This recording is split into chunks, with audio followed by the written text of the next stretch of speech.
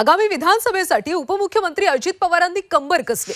अजित पवार राज्यात जनसन्मान यात्रा काढणार आहेत। 8 ऑगस्ट पासून जनसन्मान यात्रेला सुरुवात होणार आहे। ते संपूर्ण महाराष्ट्राचा दौरा करणार आहेत। महायुतीने जाहीर केलेल्या योजनांची अजित पवार या यात्रेतून माहिती देणार आहेत।